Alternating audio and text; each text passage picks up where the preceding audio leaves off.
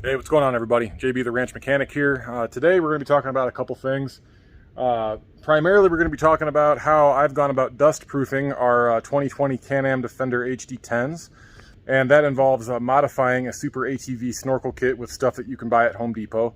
It looks really hokey, and not everybody needs to do this, but if you live in the desert and you have to worry about dust ingestion like we do, this is something that you absolutely might want to look into doing. This is the second time this machine has been in the shop to have the clutches rebuilt, which are sitting on the table back here. I'm going to flip the camera around real quick and show you what I've got going on here, explain why I've done it this way. Yes, it looks stupid, but I'm also really tired of rebuilding these clutches. So let me show you what I got going on here. Hang on. All right, guys, like I said, this is a 2020 Can-Am Defender HD10. This is the 1000cc Rotax V-twin. And we have a serious problem with these motors sucking in dust. These air filters get clogged really easily, and the CVT intake is right over here, normally, which is really freaking stupid because the front tire kicks up the silt and sand and it gets pulled right into the CVT system over here. I have both of the clutches, primary and secondary, pulled out. I actually just installed an EPI clutch kit in here. I'm waiting on some new bushings in here from WKP because what happens with these, I've already pulled the old bushing out, but what happens, I don't know if it's probably all, yeah, it's all messed up now so you won't be able to tell, but it's supposed to be a nice tight fit on there and it just wobbles around like crazy because those bushings are worn out from sand and dust ingestion. So what we tried to do was add these super ATV depth finder snorkel kits. Normally on these things, you have this is the exhaust for the CVT, and then the intake for the CVT and the intake for the engine goes right here. And they all face to the rear. Typically those are made for people who want to avoid water ingestion or mud ingestion if they are going through really, really deep muck or trying to ford rivers and stuff like that in these things. They do absolutely nothing for dust though. Out here, when the bed is down and you're driving these things down the road, and you know, if you know anything about aerodynamics, this will make sense to you, but there's a pressure differential coming off the roof down to the bed here, and it creates a vortex of dust. And when you have a vortex of dust right here, and your intake is right here, or your intake, the stock intake right here, it just pulls the stuff directly in, and it just wreaks havoc on your clutches. We were pulling these things open once or twice a week and blowing out the clutches. I had to train one of our seasonal guys just to do this, just to take this cover off, pull out these 12 bolts and blow this thing out. And you know, that was kind of our process twice a week, just to keep these things alive, because rebuilding these clutches is time consuming and expensive. But that was not working. We still have some pretty significant damage to these clutches that I have to repair. So we added the snorkel kit from Super ATV. Uses these flexible hoses, which are really nice because you can route them kind of however you want. You got your CVT intake, CVT exhaust, and then your main air intake. But unfortunately, the way it's configured from the factory, like I was explaining earlier, the rear-facing intakes just aren't going to do anything. It's just going to pull more dust in than anything else. But what I've done to modify these, you know, 1.0 was just having these risers on with the pipes facing forward, pointing this way. That way, fresh air coming over the roof was just going to get rammed down into the intake for the engine and the CVT. Unfortunately, because it was right by the rear of the roof line, that vortex effect was still allowing a whole bunch of dust to get sucked in there. So version 2.0 is having these extensions, and they just come over the front of the roof like this. And the good thing about that is that I was able to point these things straight down. When they were facing forward like this, one of the concerns was that if they ever got caught in a freak thunderstorm, and when it rains out here, it really rains. If they were trying to get home and those things were pointing forward, they were going to be ramming a whole bunch of water directly down into the air intake and the CVT intake. So not the greatest idea to have those things pointing forward, something I didn't think about with version 1.0. Version 2.0 is here, and we have the intakes actually pointing down, but they're at the very, very front of the roof. So as air hits right here, it's going to and get fed in nice clean air. Now, obviously, if you're following behind somebody and you're eating their dust, you're doing it wrong. You want to maintain your distance between whoever's driving in front of you if you're driving down the trail with your buddies. Now, does everybody need to make a modification like this to their snorkel kit? No, absolutely not. If you just, you know, go on hunting trips or whatever and you're just using your side-by-side just as a recreational vehicle, you probably don't even need to worry about this. Just blow your CVT out when you're done, clean your air filter, and go. But these are not recreational vehicles, guys. These are work machines. We use them for work. We haul extraordinarily heavy loads with them. We take them everywhere. We drive them through the desert. you know, they get tons of miles put on them and they get worked really hard. We don't have the luxury of having downtime like what we've been having with these things. And it's just a matter of configuring the machines to your environment. And I think that this is probably the best way to go about it. Now, I'm not going to provide measurements for this because it just doesn't make sense, because it's going to be completely different depending on if you have a rear windshield or not, what type of roof you have. This is the Can-Am OEM rear plexiglass window and OEM roof. But this is all stuff that you can buy at Home Depot. It's 2-inch black ABS tubing, rubber couplers. I mean, it's all in the same aisle. There's some elbows here.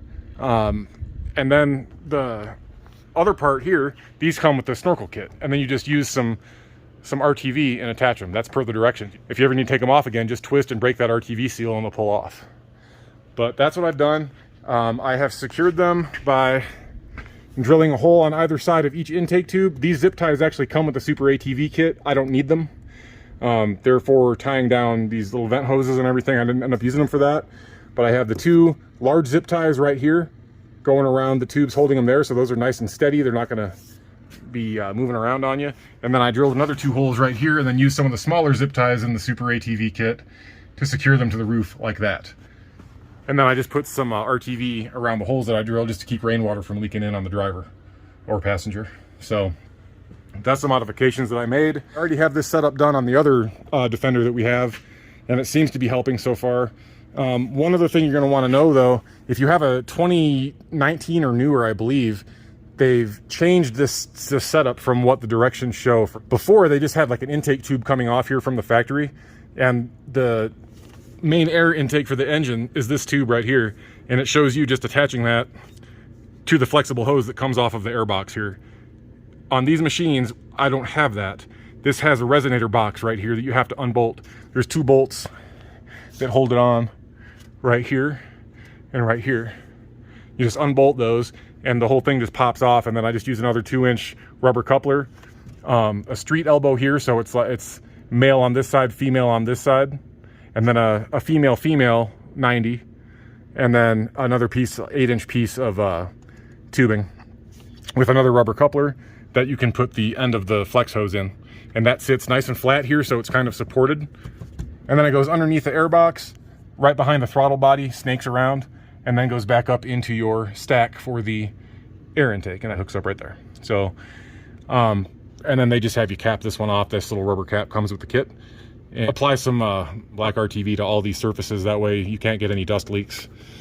So that's what I've done. And the best thing about doing it this way, guys, is that you still have complete access to change out or clean your air filter if you need to.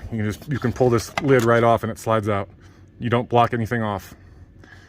So I'm pretty happy with the way this has turned out so far.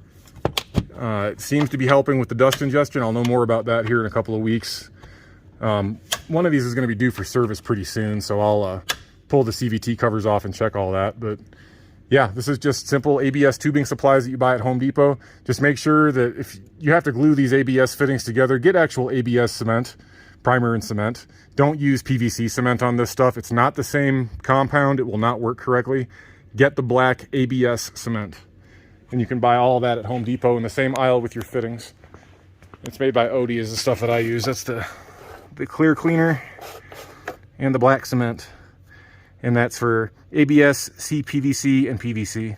So this is kind of a universal kit. But the PVC only stuff, that purple and blue stuff, that will not work on ABS. You gotta have that stuff. So here's some spare fittings that I had, but here's your street elbow. So it's female on this side and male on the other. And then your male to male, or female to female rather, fittings. And then it's just lengths of 2-inch black PVC. This is the ones I took off from version 1.0. But yeah, a 10-foot stick of that 2-inch PVC is like $10. And that's enough to do that whole kit. So anyway, I know I'm kind of rambling right now. I'm really tired. And I'm out of breath because I've been running around all day. But that's how I have it set up. I'm pretty happy with it so far. Everything's nice and secure, and it seems to be doing a pretty bang-up job of keeping dust out of here. The one thing I would like to add eventually is some kind of support underneath here, because right now these can still kind of bounce a little bit. They kind of vibrate a little. I want to build like a block with a radius cut in one side of it. That way I can screw something up through the plastic in the bottom and then wrap a band around this or something. That way there's some support under there. Because right now it's just resting on the center of the roof. And it's not terrible. I mean, the zip ties are doing a pretty good job of holding everything together, but you know how it is out here with how much everything vibrates around. I'd rather have more support than less, you know. But for the time being, it seems to be doing fine. Just remember on your Super ATV kit, the 2 intakes have screens built into them. The exhaust does not, because you don't need to filter out anything from the exhaust. So make sure your rearward facing one is the one without the screen in it. Yeah, if you do have a rear window, you're gonna have to drill 2 holes in the plexiglass to get this support bracket installed for the main part of the snorkel kit. Other than that, just follow the directions and it's pretty straightforward. And like I said earlier, the only other modification you really have to make, if you have one of the newer machines with the resonator here, just pull the resonator out and then build your own little adapter to hook that flex hose up to. Anyway guys, that's going to be it for this one. I hope that this idea was helpful to you if you live in a really crappy desert environment like I do, where it's hot and dusty all the time. But yeah, so far it seems to be working. Well, hey everybody, this is as an addendum to the modified snorkel kits that I installed. This is actually the first machine that I installed it on. This is the first oil change I've done on it, and it's been on for a little over a month, okay? Look at this machine. It is just covered in dirt and dust and yuck. All right, I just pulled the air filter out. No joke, I have not touched it. I have not blown it off. Very little dirt is in there. Can't even see it coming off. That's incredible. If I were to do this with one of these air filters before I installed those snorkel kit modifications, there would just be piles and piles of dirt and dust on the floor coming off this air filter. I swear to you, I have not blown this thing out. It just came out of the air box. This is working better than even I expected it to. So seriously, if you live in a dusty environment, those snorkel kit modifications are definitely worth it. So just a quick update. Anyway guys, that's it. Thank you very much for watching. I appreciate it. Click that like button, subscribe if you want to follow along for more. Have a great weekend, and we'll catch you on the next one. See ya.